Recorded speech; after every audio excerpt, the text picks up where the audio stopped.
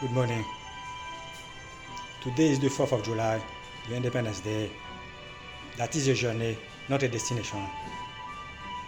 We all have an Independence Day, but can we consider free under the climate change, mixing in a pandemic, while the issues that must sustain our lives are in crisis?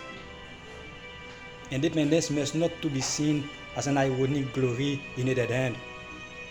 It is neither a stop sign that traffic control must come to violate. It is rather a gate to escape from slavery. Sinful nature tells us that we are independent creatures on a lifelong expedition to deeper independence. Consequently, it is synonym of following our heart while providing justice to all, which is a branch of healthcare in Mission Abroad. Life is synonym of finding ourselves. We cannot enjoy independence on a sick planet. Climate change tells us that Delta variant wants to stay longer than its mother. Buildings collapse come as a new challenge added to the climate change equation that we face today. Building construction are also submitting under climate change. And building materials deterioration is worsening with an high speed of the declining environment. What happened is several of our buildings keeps collapsing at the same time. Construction building also must follow climate change pathway. Even though the buildings seem static, but they are still traveling to reach the final destination. And some will be forced to fall down. And I will walk in freedom, for I have devoted myself to your commandment. Psalm 119, verse 45. God is spirit, and those who worship him must worship in spirit and truth. John 4, verse 24.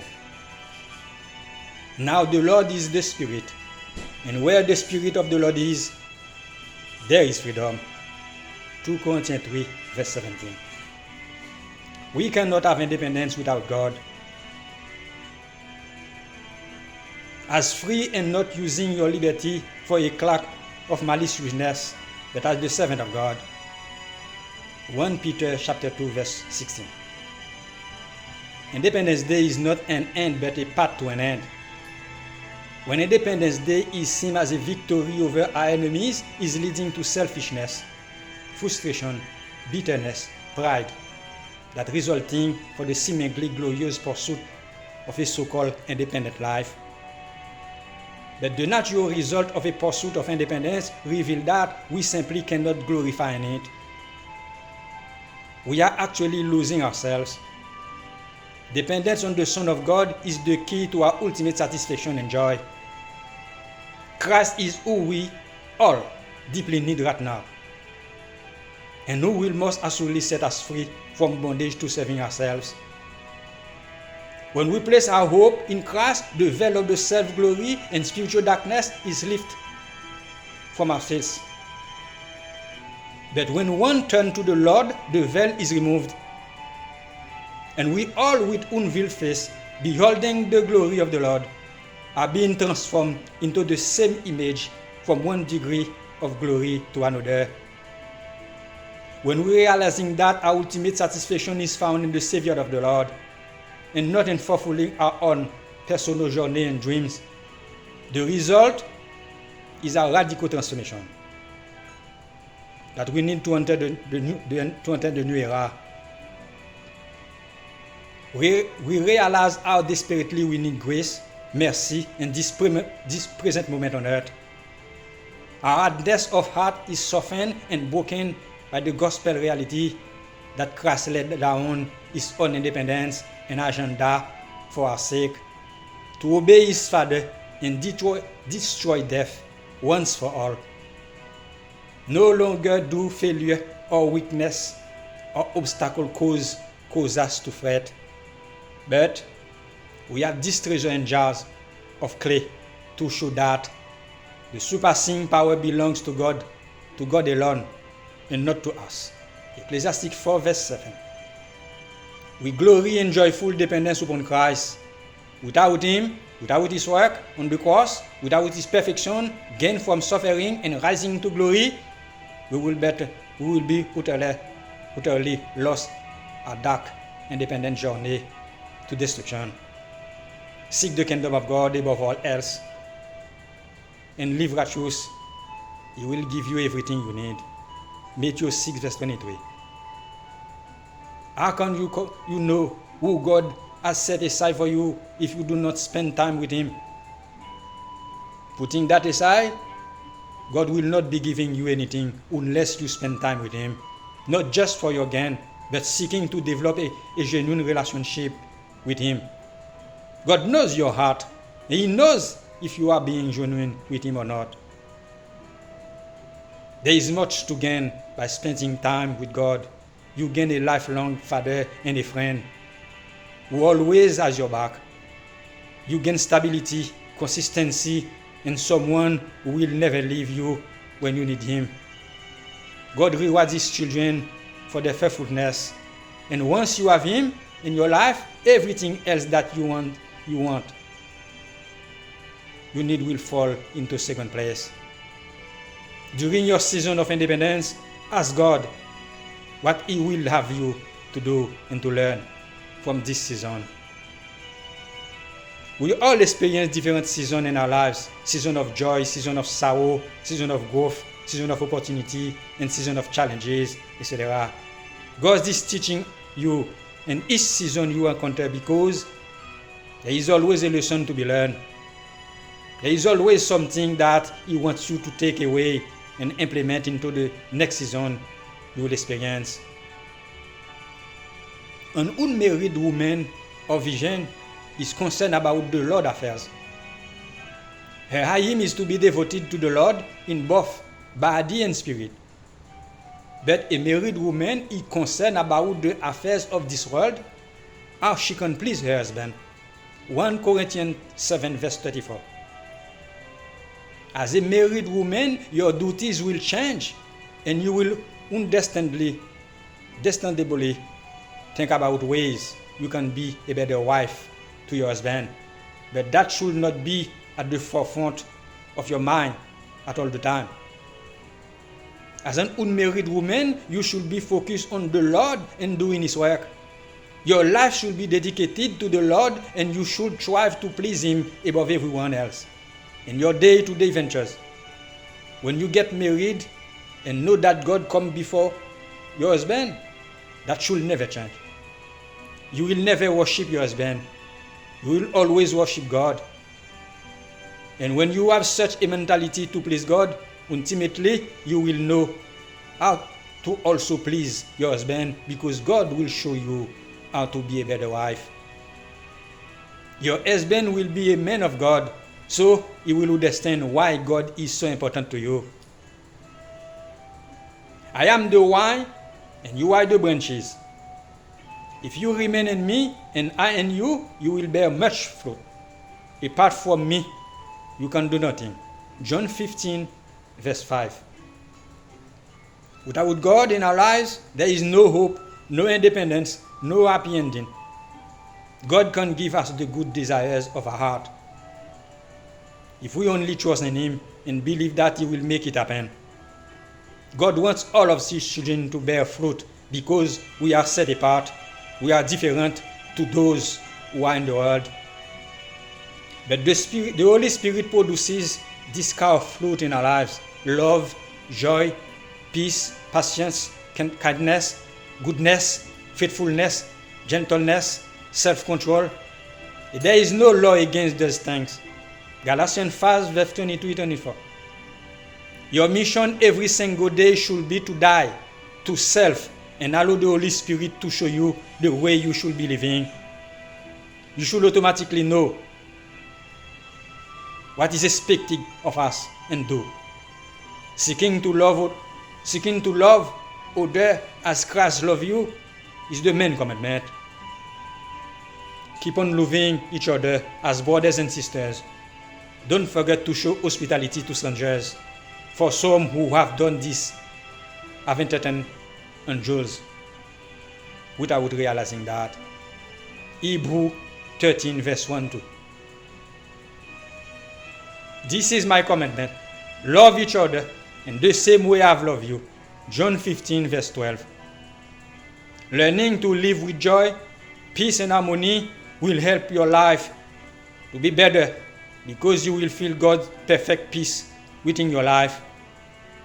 Even when difficult situations arise, you will handle the situation differently.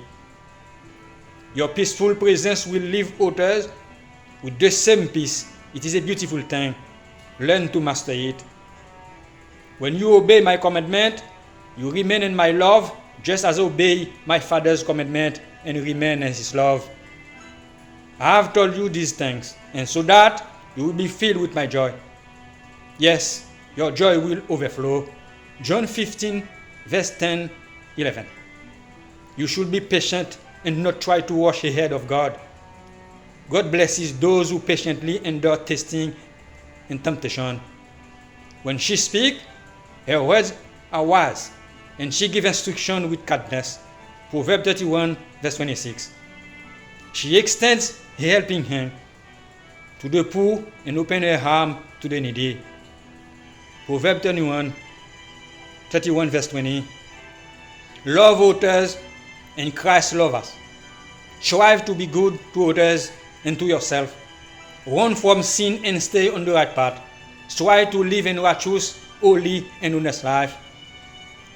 You must not have any other good God but me.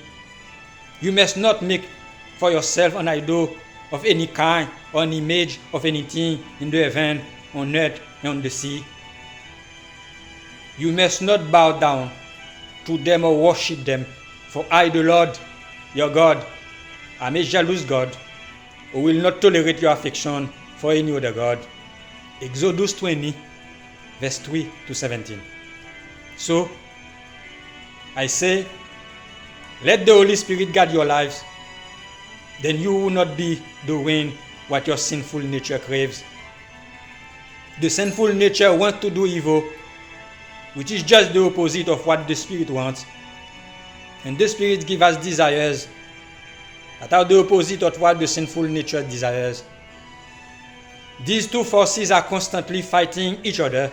So, you are not free to carry out your good intention. But when you are directed by the Spirit, you are not under obligation to the law of Moses.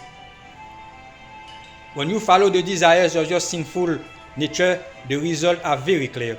Sexual immorality, impurity, lustful, pleasures, idolatry, sorcery, hostility, quarreling, jealousy, outburst of anger, selfish ambition, dissension, division, envy, drunkenness, wild parties, and other sins like these. And let me tell you again, as I have said before, that anyone living that sort of life will not inherit the kingdom of God. Galatians 5 verse 16 to 21. Remain faithful and trust that God has got you no matter what you go through. God is not giving up to you that easily. Exercise and maintain self-control. You are not worldly, so you need not to behave as such. Now, we all fall short of God's grace from time to time. Pray and ask God for forgiveness. Dust yourself off and try again. You will get it eventually. Be patient with yourself. And for God has not given us a spirit of fear and timidity, but of power, love, and self-discipline. 2 Timothy 1 verse 7.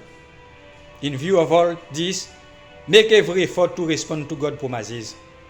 Supplement your faith with a generous provision of moral excellence, and moral excellence with knowledge, and knowledge with self-control, self-control with patient endurance, and patient endurance with godliness, godliness with bodily affection, bodily affection with love for everyone. 2 Peter 1 verse 5 to 7, and chapter 13 verse 1 to 7. Let every soul be subject unto the higher powers, For there is no power but of God. The powers that be are ordained of God. Whosoever therefore resist the power, resist the ordinance of God. And they that resist shall receive to themselves damnation. For warlords are not a terror to God's works, but to the evil.